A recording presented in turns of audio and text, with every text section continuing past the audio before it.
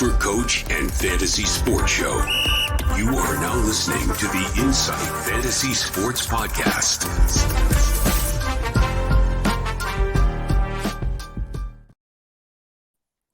Well, hello. Isn't that a new flashy start? For those that have been our regular listeners, you may have heard a little bit of a difference. If you didn't hear our breaking news, we are now the Insight Fantasy Sport. I'm still your host, Supercoach Hawk, Rob Kennedy, and I'm still here with my co-host and good mate, the big horse, Mickie Dell. How are you, my friend? What do you think about the intro, first and foremost? It's lit, isn't it? I like it. But for the ladies and gentlemen, boys and girls, children of all ages out there in Australia, New Zealand, and surrounds, even our friends over in America, welcome to the first official AFL podcast of the Insight Fantasy Sports. It is true. We have been getting some recognition, and just how it is, we've had to change our name and go with it from here. So we're excited about this. Our content won't change. We're still going to give you the best of the best, including, I'm going to brag, Bont VC. I can't say that I didn't tell you so, but the big horse told you so. So, yeah, let's go with this week, mate. What do you reckon? You know what? If for anyone who's watching us on YouTube, click subscribe. If for anyone can see that we're very up and about, I'm sure anyone who's listening to us on Spotify, Apple Podcasts, and all those wonderful providers, we are definitely up and about. They can hear it in our voice for sure, because you and I, we survived the carnage. And not only survived the carnage, you could actually say that we thrived through the carnage. I went up 20,000 places overall, and I think you were pretty close to doing about the exact same. Am I correct? Yep, spot on, mate. Yep. So we did let people know. We said Bont for VC. We said English is still a safe bet for VC. Doesn't matter if he's playing Darcy. A lot of people came out from fantasy and said, no one scored more than 75 playing against Sean Darcy. I said, well, they haven't played Tim English yet, so let's be clear there. The other one we talked about was Laird over Dawson, and we said Laird was the way to go. So you know what? Now and then you got to blow your trumpet a little bit. We have been bringing the content. The one thing we will say, and what I'm proud of as well, you and I both started horrendous. I had the worst first-round score I've ever had, I think, in my Supercoach history. But I tell you what, I've come up. You've come up. We're both sitting inside, I think, the top 15. I know I'm inside about the top 12%. Now, considering where we started, to do that in about 6 rounds, we have been giving the right content and the right information. And I really hope that continues. And I'm feeling good about it. I feel good about it. Yeah. Yeah, we're coming hard. You know, our scores continue to improve, and the content that we're giving out and the research that we're doing on the players, it's ringing true. So continue to listen in, subscribe, get your mates on board. Here's your non-stop shop for all your AFL Supercoach needs. Now, before we get into looking at the round ahead, we'll talk about the break-evens. We'll talk about who's hot, who's not, the moves that you could possibly be making this week. There's a lot of talk about people thinking about using a boost again. I want to announce one thing. I don't get it right every time. I definitely don't. I made a massive rookie error this weekend that nearly backfired. It ended up turning out to be good. I put the VC on Rory Laird, which I got very excited about. I think you and I were glued, and I had many people watching very closely for me. I said, where is Nash going? We were both watching it very quickly. I didn't make the VC move until I saw a glimpse of Nash standing right next to Dawson at that first page, at that first centre bounce. Bang, the change was made. What I didn't look at, though, was all my emergencies had already played. So I couldn't make the loophole move. Every single one had played. So even though I had Constable sitting there for a Gold Coast game where I could have done the flip, you couldn't move a player to the emergency position because it was already used up. So I had to rely on who's now becoming the ever-reliable Nick Dacos. And by God, what a game he had.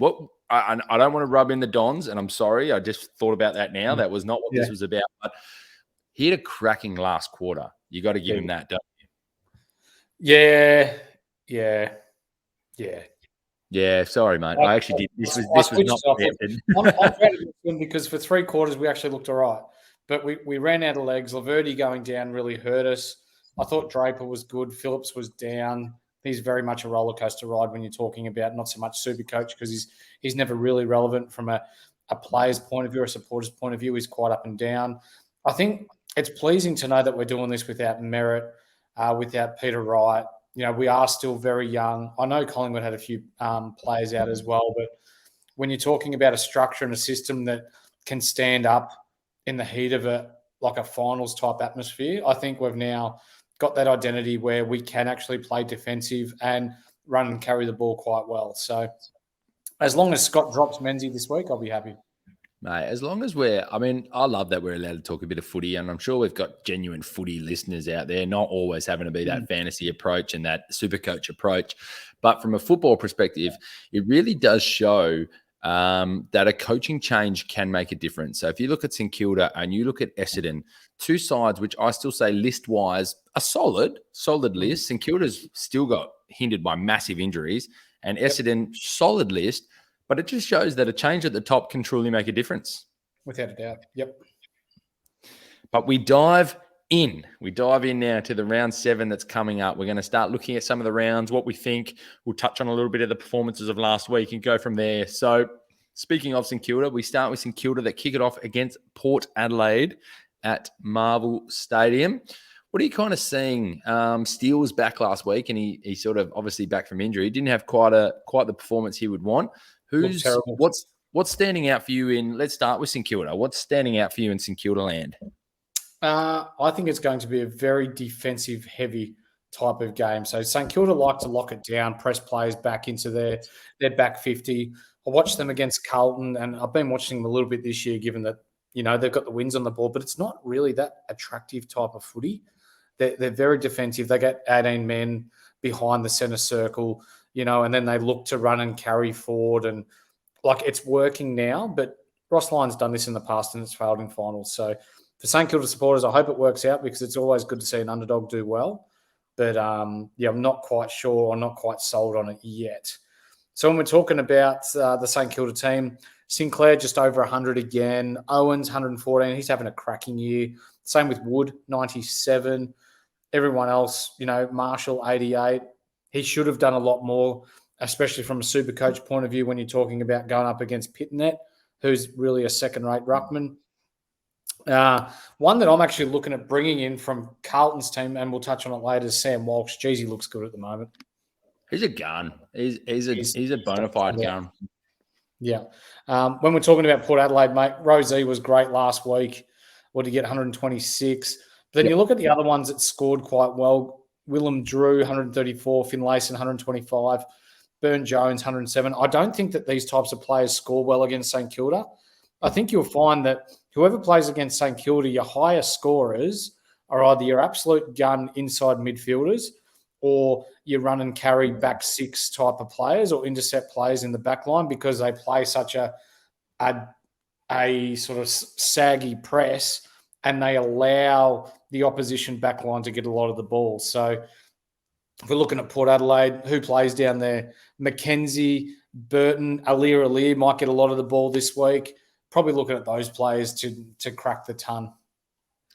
If your mate Teakle gets named again over Lysette, where do you sit with a Rowan Marshall at the moment of getting a VC?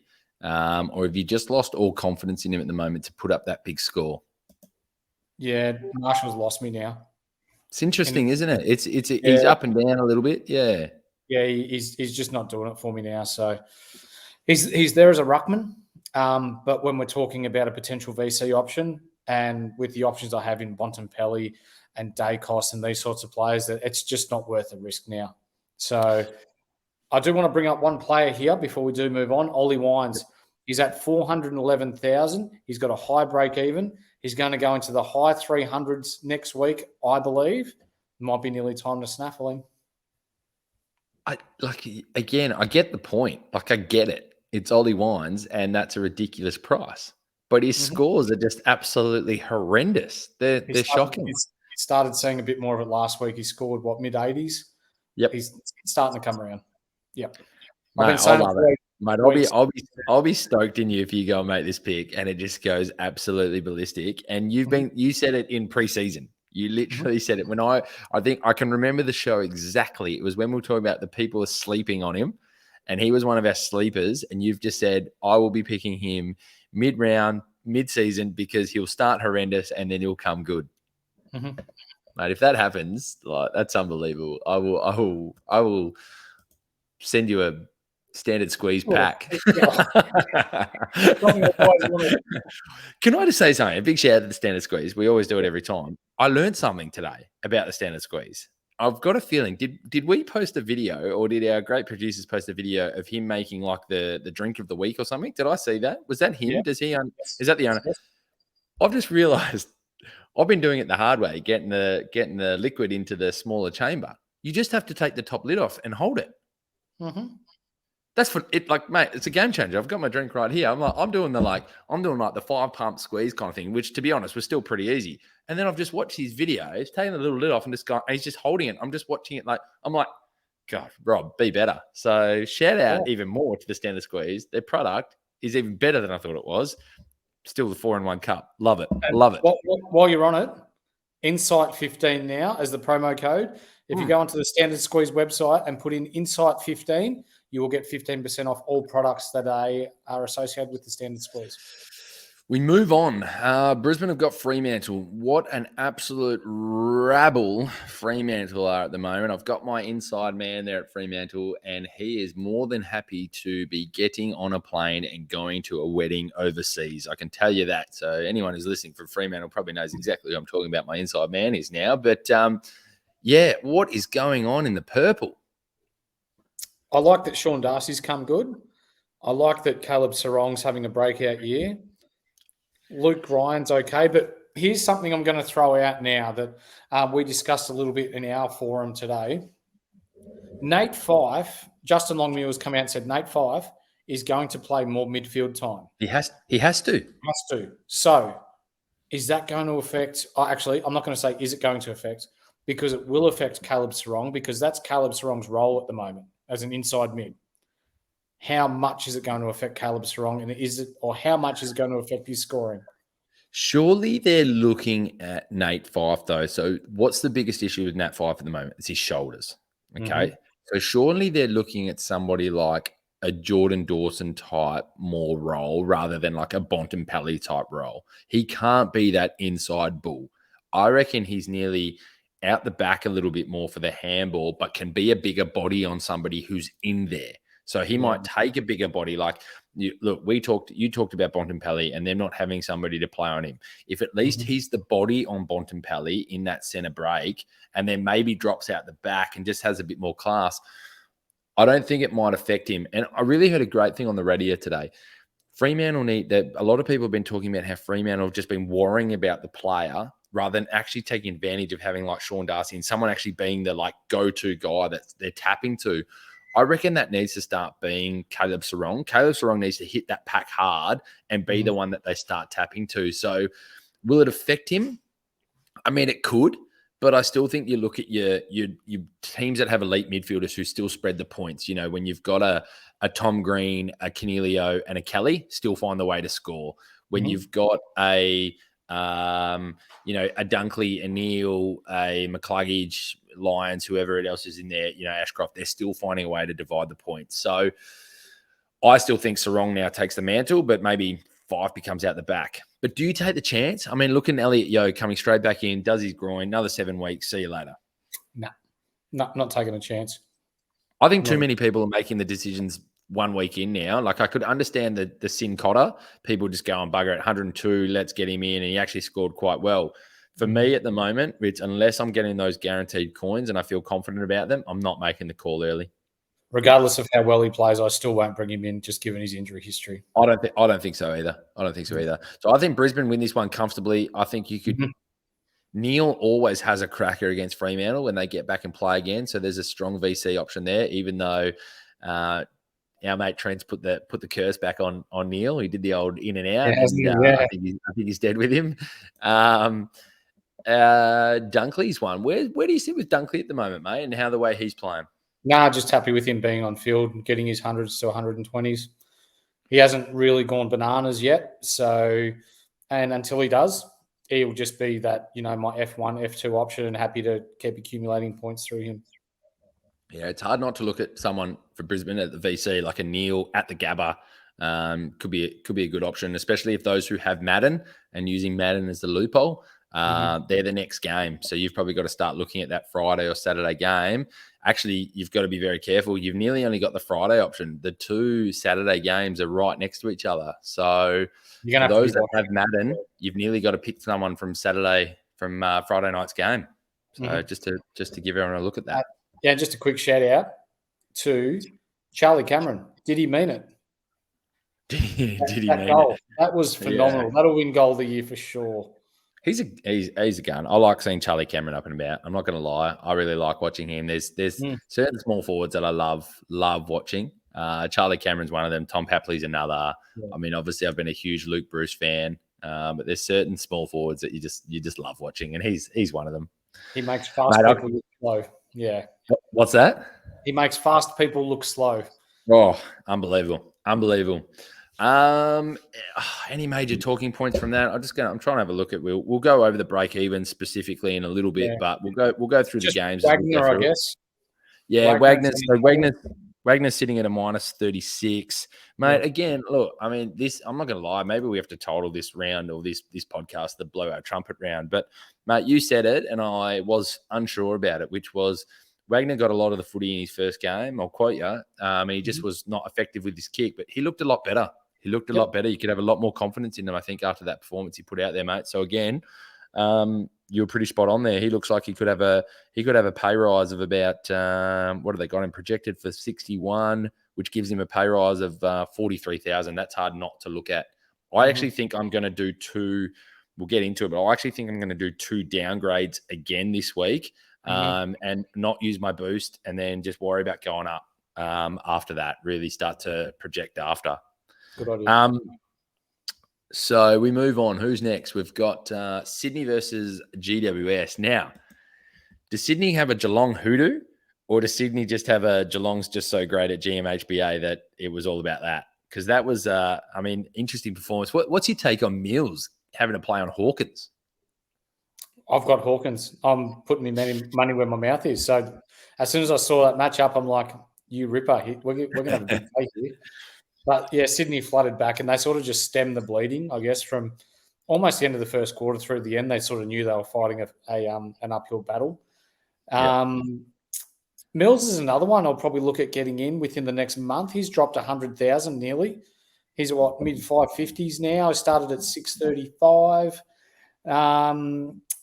Goulden, he's having a bit of a rough patch at the moment. He is a good footballer, but we said it in the pre-season that 180 – it won't be repeated, and so far it's come through, and even to the point where he's struggling to get a bit of the pill at the moment. I'm not saying drop him if you've got him, but if you don't have him and you need to bring in probably a top 10 small forward by the end of the year, then I think you could get him for around your 440, 430 in a couple of weeks. Yep. GWS, Tom Green back this week for all of you that held him. Good work. I think he's going to come back fresh. Josh Kelly, I think, will be back into scoring more like the pig that he is. Did you hold Canelio? Yes. Yeah. No, definitely. People were right. I knew that was the right move. I just think I was getting so frustrated at him going backwards. He still goes backwards sometimes. But when somebody's at least getting the pill and it's the algorithm that isn't quite working for you, sometimes you just got to trust in it. I think that I'd rather see, I think the best example I can use the other way around was Horn Francis. Horn Francis was actually putting up some reasonable scores, but he actually wasn't getting that much of the footy, and he was kind of just doing it in these little clumps. So, and that's who the decision was between Horn Francis or like a Canelio. And for me, it's like, look, he's getting the pill. Just hopefully he becomes a little bit more efficient the way that he uses it. And look, I think he's got a clear role there, and I'm pretty happy to keep holding him now. So to everybody else, thank you. I did have a rag on people for that one more bad week, but he's starting to come good. There are 2 that I want to bring up. I've got Nick Haynes. Bought him in when he was nice and cheap, and now he's risen 50K in 2 weeks. So I'm pretty happy with that. Yep. But with Sam Taylor going down with a long-term hamstring injury, it almost looks like it may be season for him. It'll be 12 to 14 weeks. It's a hamstring tendon from what I've heard. Harry Himmelberg, if he goes back, pick him up next week. He is unbelievable as an intercept defender. And Nick Haynes and Himmelberg work really well off each other. I know they've got Buckley down there now. If Himmelberg goes back, almost have to trade out Haynes for Himmelberg because he just scores so well down there. Like he was pumping out 150s at one stage last year. But if Himmelberg stays forward, because they do need that forward option, look at bringing in Haynes, because last week, as soon as Taylor went off, he went through the roof. It's going to be really interesting to see what they do with him, because am I right? I'm pretty sure I'm right in saying Himmelberg's a free agent as well, and there's a lot of clubs circling to get him and put him down. There's a lot of talk.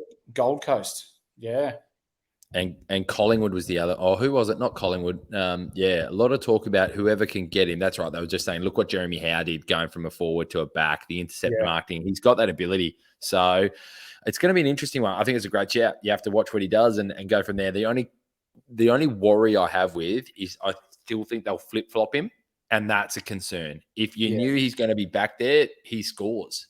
But I don't have that confidence he's going to be there, and I think there's enough backs. But look, that might be one of those ones worth taking a risk, and I think you're spot on. We all know that he gets those scores, so definitely watch this space. There you go, Matty O'Brien. Haven't said it for a while. You're welcome. There it is.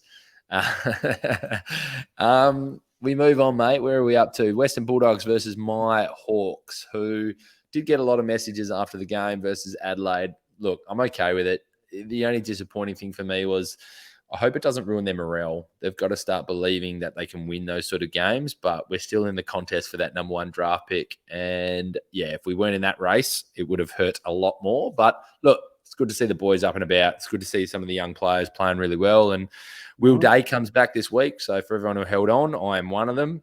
Looking forward for him coming back in the side. Good hold, much needed one, especially with I have Liberatore. So Liberatore is going to have to go to the bench. So I feel a bit of a void there for me. Western Bulldogs, I mean, is it hard for you to go past Bontempelli in his 200th? If you can stick the VC on him or the captain, it's pretty hard to look past Bontempelli. It's also pretty hard to look past Tim English again playing this game against a very young Ned Reeves. Yeah, I don't have English, so it's Bontempelli for me. We saw last week what Bontempelli did against a smaller midfield, with the likes of Sarong, Brayshaw, Walters at Freo. He just carved them up. He was too big. Like, he had 10 tackles. He had 20-something touches, 2 goals. Hawthorn have Warple, Newcomb, Ward, McKenzie. They're not tall. They're not tall. Liberatore's out.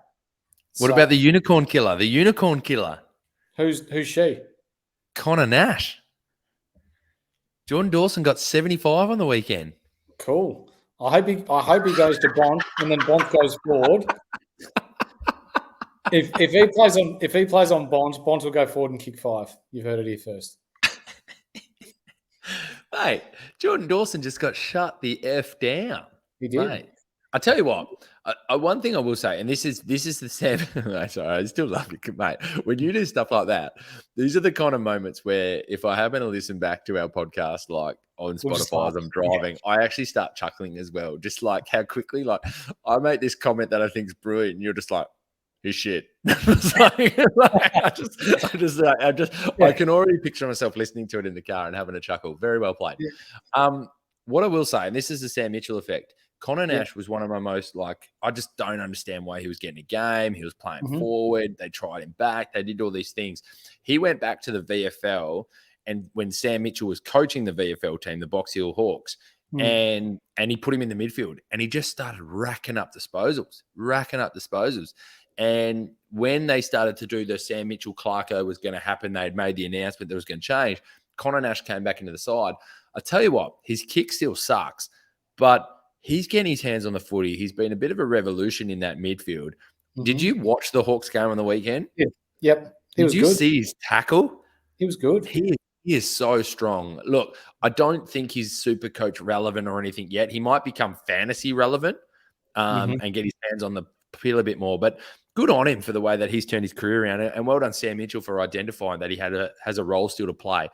I would love to see them play Connor Nash as a Blickvass that can play midfield and also be the second ruck. We keep trying to play Lloyd Meek. We keep trying to play, Max Lynch and stuff like that. These guys can't go forward or anything like that. Anyway, just give Connor Nash, just give him the second ruck job. Do like an Alex Johnson kind of thing. But yeah, I think it's hard to go past Bont. Sorry, I digress away from where we were there. Yeah. Who else goes in now for Libba? Who sort of picks up a bit of time? I think Bont gets more midfield time now. Okay. Yep. But then when we're talking about a Hawthorn side and who I'm looking to bring in from the Hawthorn point of view, Seaman Mitchell. Yeah. I did like how you gave him that nickname. It was a pretty Yeah. standard one. Yeah, no, Seamus. And a few of the boys are using it now, so we're sticking with it. It's pretty hard to not see Seamus get into like 100% of active teams right now. Like, and I say 100% of active teams because there's everybody's deleted the app and all that kind of stuff now. But with his break even, I think it's sitting on minus 75. I mean, they've only given him a projected score of 43. He's doing slightly better than that. He's already averaging 73. Even with a 43, he's still to go up 53,500. Defensive forward, where now people who have Sheasel and Zeeble, you can sort of do that flip-flop around. If he's not into 100% of active teams right now, they should just delete app because I think it just makes sense. Look, he'll get rested at some point. They'll do some different things, but it's too hard not to take that price. For sure. I like that you brought that up. He will get rested, but he will play 6 or 7 games in a row. He'll make you your money, and then by the time he's ready to be rested, you've got your bank there ready to move on. So I'll ask you the question then. For most people, I know a lot of people out there sort of have a bit of a different setup, but I'm going to assume let's assume the regulars are in there. So let's go with and if you know of anyone I've missed, tell me. McKenna, Gimby, Cowan, Wilmont, Constable. Who are you looking to drop? Like, what does that look like for you to bring in Seamus? I'm getting pretty frustrated with Wilmot at the moment, and I think Gimby's towards the end of his time. Like, he's a good player, but he's been asked to do too much by West Coast, and they're clearly just trying to manage him through now. So Gimby will be on the out for me this week. He's going to start bleeding money now, unfortunately. Filippo is frustrating because he gets a lot of the ball but doesn't score Supercoach points. Yep. So I am going to hold him this week because he's got a break even of 18, but I anticipate in the coming weeks that he'll be on the way out. Yep. And Cowan, I'm going to use just on my bench in case someone misses. So I see Sard's a test for this week and may potentially play. So if Sard plays, awesome. Cowan will just sit on my bench. But if he doesn't play, then I've still got that covering. So out of them all, so be aware. So Jimby's got a 53 break even. McKenna's jumped up to 62 as his break even. Wilmont, again, he frustrates me. I think he's the one that's going to go for me, even though he's got the DPP. He's also got the break even of 38. But if I keep Jinby or someone like that, I know I can do the move if Constable comes available and things like that as well. So, I see your point. I think it's a really good point about Jinby. I think he's going to start dropping soon. He frustrates me a lot less than Wilmot, though. Wilmot frustrates me a lot, and I think he might have to be my one that makes a move for me this week. Yeah. Yep. Beautiful. All right, we move on. Good luck to Bont in his 200th as well. What an absolute superstar. Melbourne we were the pretenders to start the season, North Melbourne. And yes, I have said that to fish out for a few little comments. Let's see who's going to buy it.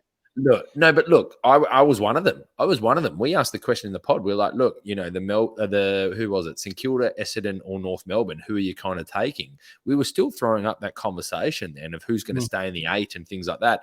And it wasn't a definite that North were going to drop. They were looking really good, but they're starting to get a bit spanked now. They're starting to get a bit noticed. Yeah. What's your thought? Yeah. Melbourne by 10 goals. Unfortunately, I love those Roo boys. You know it. I go into bat for them a lot, but I love them too. Yeah, they're going to be well out of their depth with. Goldstein might be able to hold his own against one of Gawn and Grundy, but not both.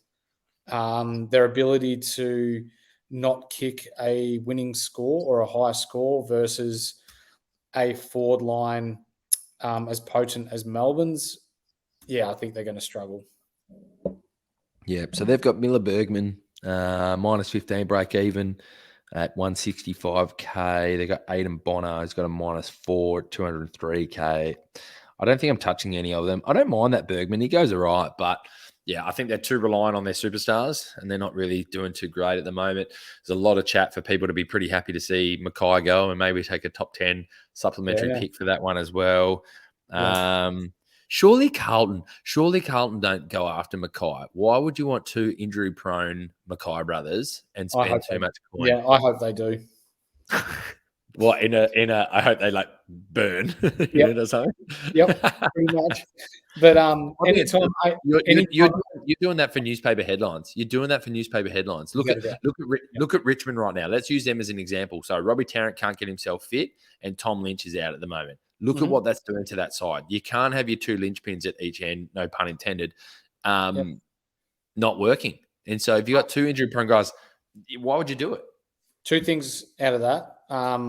Carlton's inability to kick a winning score at the moment is their issue. It's not their back line because Jacob Wiedering, Nick Newman, they're doing a good job down there. I rate them. Absolutely. And the next thing is whenever Aiden Bonner gets brought up on this show again, he's called the boner.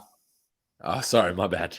Yeah. So Seaman Mitchell and Aiden Bonner. Seaman Mitchell and the boner. Yep. I apologize. I'll leave the jokes to you. Absolutely.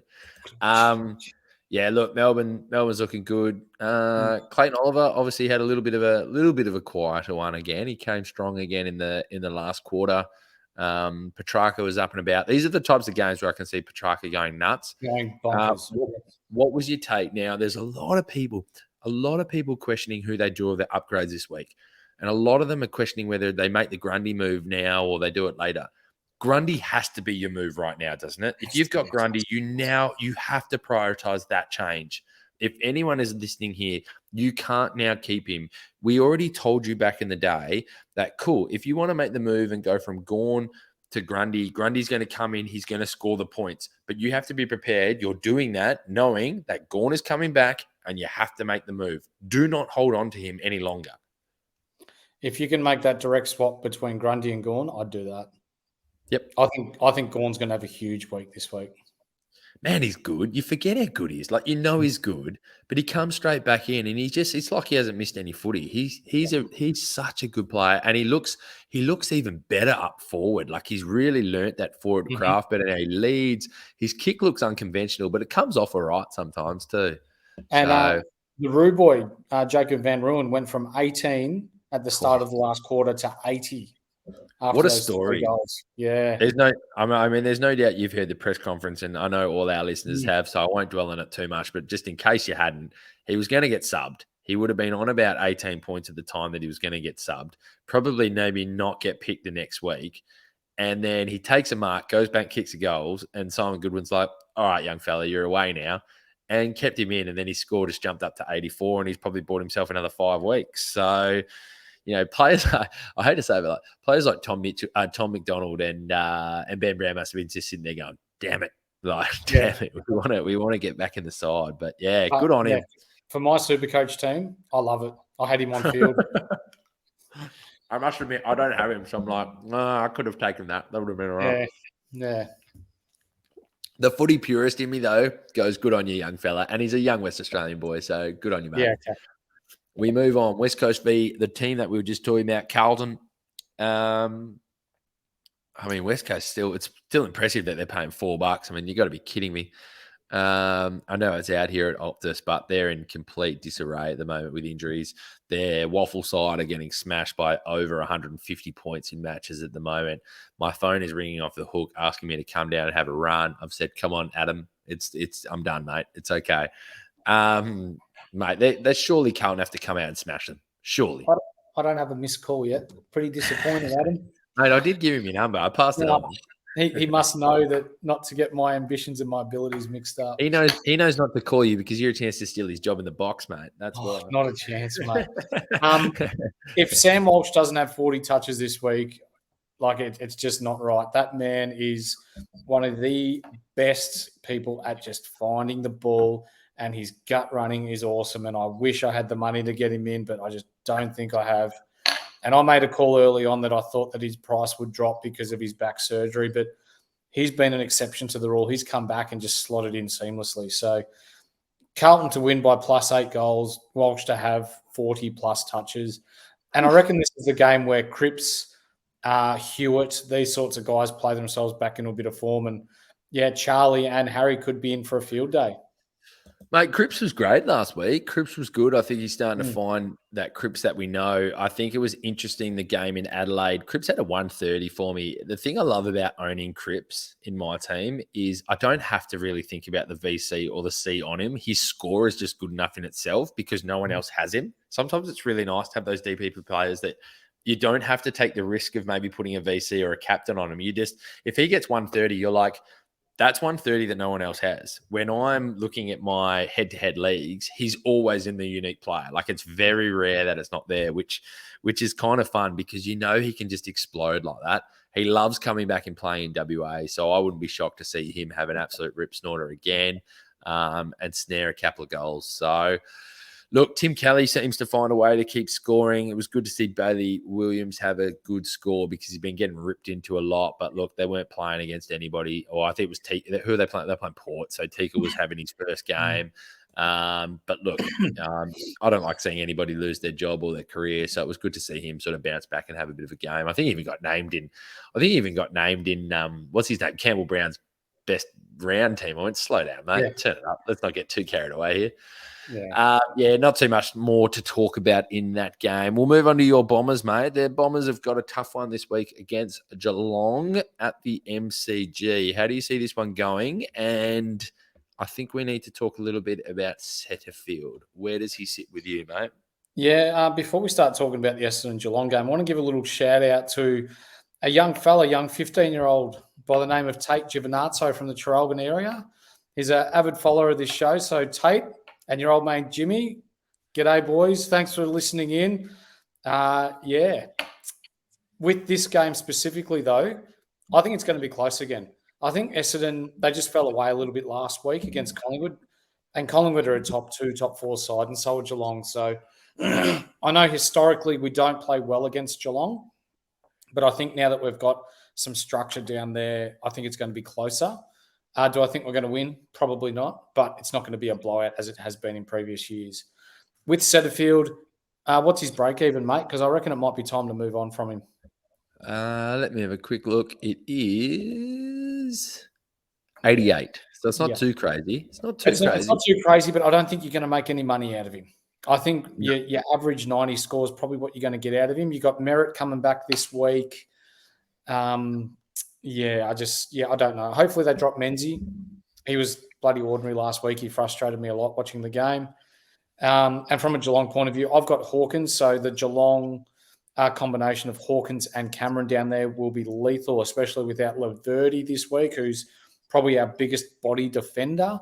So they're going to have to work out some sort of group combination to tackle those big guns. Dangerfield's back to his best too. A nice little pod pick for those that have had him from the start. Maxi Holmes is coming on nicely as well.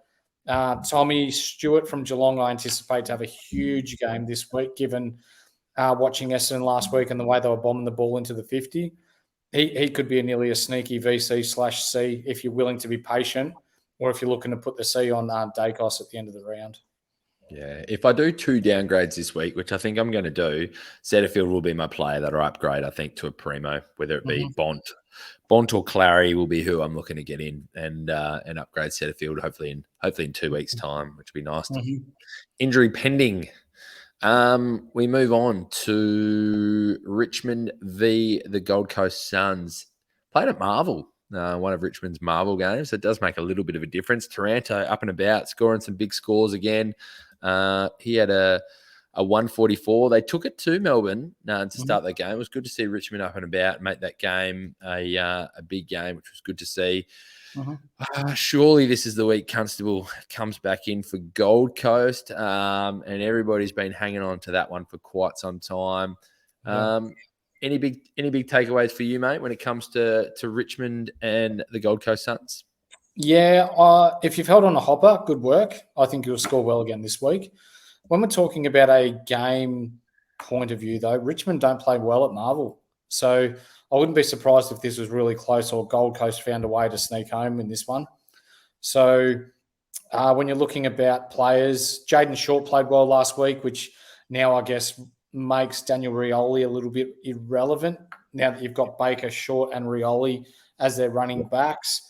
For Gold Coast, it'd be interesting to see who takes over Miller's role inside, whether it's Real or whether it's Anderson, because that's a big point scorer, especially with Witts against Samson Ryan. That could be one of the big factors this week.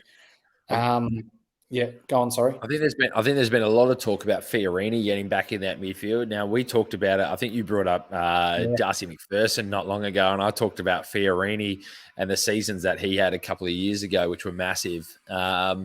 He's got the ability to score well. I still think Rao and Anderson will be the ones to get their hands on the footy a lot.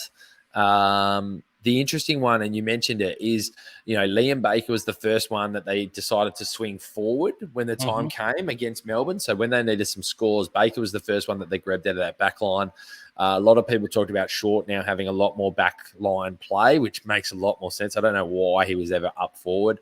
So he's one that you could really look at. He's a great player down back, loves to get his hands on the footy, does that sort of Jack Zeeble type role back there. So, one to have a look at if you wanted to have a little bit of a punt on somebody, stepping up and getting those big scores. But Hopper again, mate, we talked about in the last pod, we talked about Snap Fitness as one of our sponsors. Talking about fitness and can't being able to run out a game, Hopper again comes out with another massive 37, nearly 40 points in the first quarter, but then only ends up with a 90. I think he was about 66 at halftime. He just, it's an interesting one. And I wonder why he plateaus out. But I don't know. Have you noticed anything? I'm going to hold him. He's that player that I'm still going to hold for a while. He's one that could nearly see out the whole season and maybe move. Because I don't think many teams are going to be able to fill a whole primo team this year. But he's one that might look to hold. But he does disappoint me. He hasn't really had that bang-out game that he finishes the whole thing. Yeah, I'm hearing you. I don't have him, so not really that concerned with him. Fair enough. We move on. Adelaide v Collingwood is the last game. Collingwood again coming from the trenches, dare I say, in the Anzac game to come back and win against your boys. They have to travel to Adelaide and play Collingwood, play the Crows, I mean. Adelaide are now playing their 6th game in 7 rounds at the Adelaide Oval, and they play that ground well. How do you see this game playing out? And, mate, a lot of Supercoach pig scorers in this game too. Yeah, wow. So you'll have Dacos, Dawson, Laird. The list just goes on, doesn't it? It does. Riley O'Brien could have a big week this week against his ex-teammate and Billy Frampton. Adelaide played this ground really, really well. We saw what they did to Carlton. I think Adelaide's a big chance here. Collingwood they'll be a 6-day break, and Adelaide's had a 10-day break, so they'll be fresher. I'll be tipping Adelaide, but I expect again Adelaide won't tag Nick Dacos. Teams have been playing that sort of back press sort of thing, which allows your back flankers and your back pockets, your running defenders to get a lot of the ball. So I think he's going to be in for another field day possessions wise, and probably Brownlow votes wise again. But moving forward, I think Adelaide will be too much. I think what will be interesting about this one will be Adelaide's small forwards are very attacking small forwards. Your Rochelle's, your Rankins, really and things like hard. that. Yeah. So although they might not tag, what will be interesting will be will Collingwood's team defense be put under pressure, and therefore he has to be a little bit more accountable to somebody down there, which will be interesting to see, because that's what they're talking about with the tag not working. Is his work rate is just so elite that if you don't attack him the other way, you're not making him be accountable. But he's a really interesting one. And I know who was it? Tom Brown. It'll come to me, the Channel 7 guy. He came out and started talking about best players after 31 games and things like that. 3/4 time, he had 33 disposals or 30 disposals, and only 3 of them were contested. And then he blows up. I think I made a comment in our Molten chat with the boys, and then of course I said, well, he shouldn't be getting the Brownlow votes at the moment with the game he's playing. Now he finished the game off with 2 more goals and won, pretty much won the game. So he's going to get the 3 votes for sure. But I think some teams are okay with letting him run. But yeah, mate, there's some big scorers in this game, and I reckon it could be an interesting one to see. People are going to look at their VC scores this week and go, do I take the risk? Is it Dawson? Is it Laird? Is it Dacos in the last game? And it could be really interesting that some people just go, or some people go straight down based off this last game. Collingwood were not good against St Kilda at the Adelaide Oval when I watched them at Gather Round. They weren't impressive, so I think this could be a ripper game, mate. Mm-hmm. Yeah, absolutely. Mate, we dive into let's talk about the BEs and talk about the moves, and then we'll wrap this podcast up for everyone. So we've touched on a few already. Your man Seaman Mitchell sitting there at minus 75. In or out? In. Who are you dropping? At this stage, it's Wilmot. For me, it's Wilmot as well, and he's coming in. Charlie Constable, you still got him? Yes. Does he? And there's word that I'm trying to find it now, but there is word he may play this week. He's got to. Don't they have a few? He's got to. Corey Wagner, have you got him in or out, or are you bringing him in? No, because I'm not going to boost this week. So I'm bringing in Will Day. Ooh, who are you bringing Will Day in for? I still had 200 and something thousand in the bank. So I am dropping Ginby for Will Day. Of that. I'm not sure. Wagner is definitely one. I'm looking at a few of these break evens, and I've got to work out. I've only sort of just decided today or tonight that I want to do 2 downgrades. So Wagner's definitely one that I'll look at. Xavier O'Halloran's the other one at minus 28, sitting at 202K. So I think he's a bit too high for me to sort of want to bring in. Sam Sturt is a minus 28. Ned Moyle still at minus 28, won't get picked. Matt Roberts, I've already got in at minus 27. Ned Long's the other Hawthorn one at minus 23.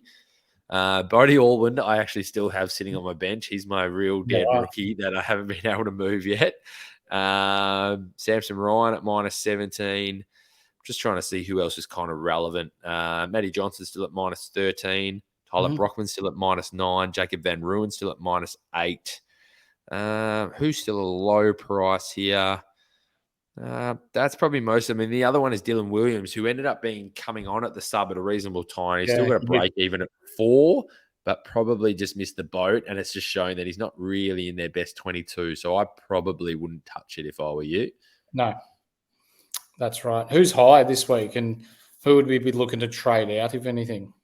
Well, this is the tough one. And this is why people probably won't do the Grundy straight to Gawn. Gawn's break even is still 228.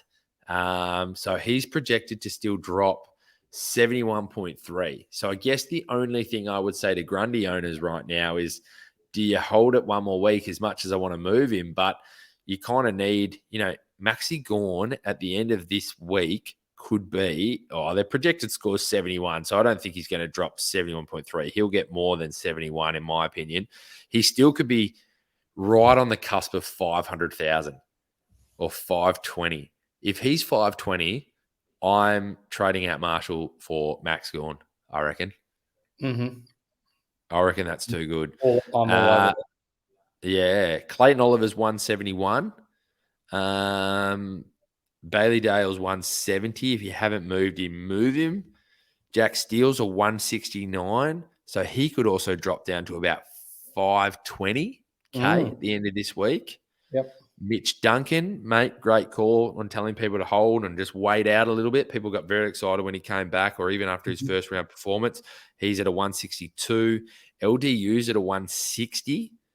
Jordan Dawson's 153. No one's going to do anything there. Adam Sard's at a 143.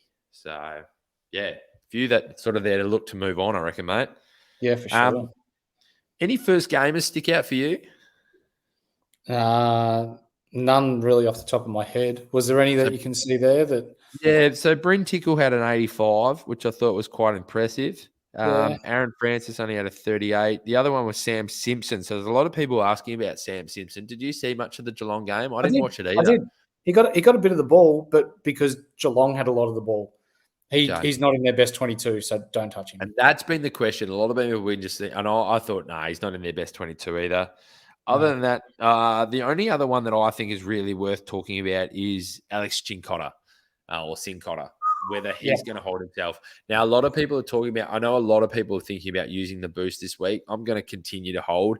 I think there's 2 major buy rounds that I think I've got to do my best to keep 2 boosts for those 2 buy rounds.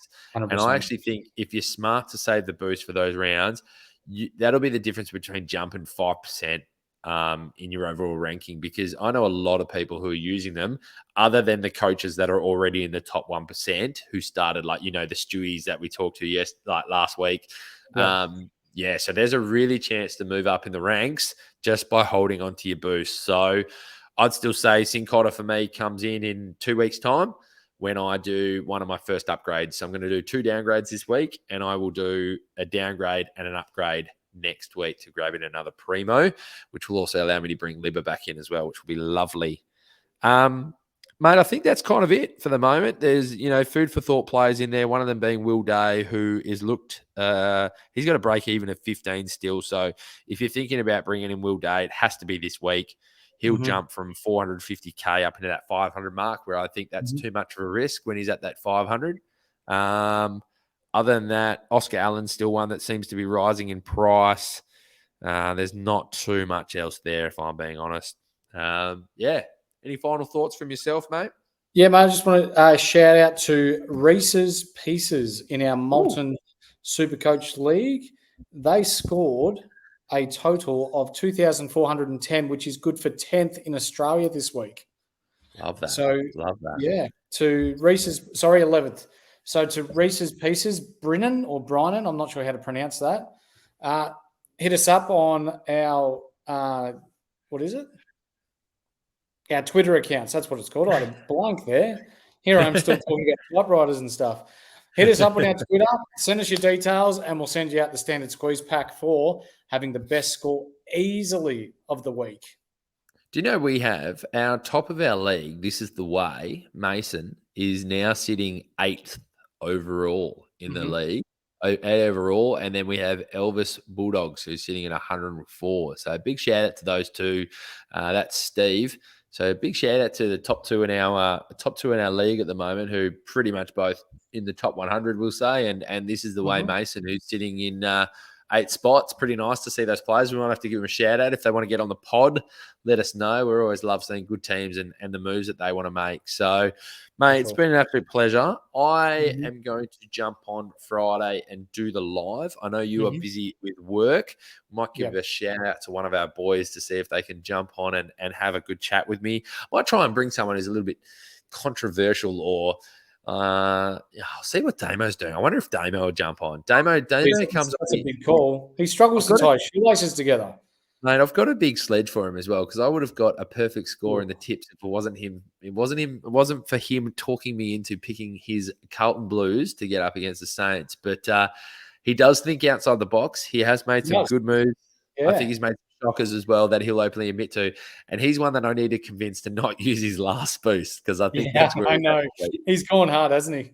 I love it. He comes in with some good insight. So maybe I'll see what he's up to. But either way, everyone who's listening along, we will have a live show before the first game on Friday. So make sure you get your questions ready. We will answer them. We'll do our best. But Big Horse, it's been an absolute pleasure. I will see you most likely then on Sunday after the games are finished, and we'll get back on and record the pod.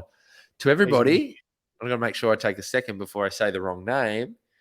Thanks for listening. This has been the Insight Fantasy Sports Podcast.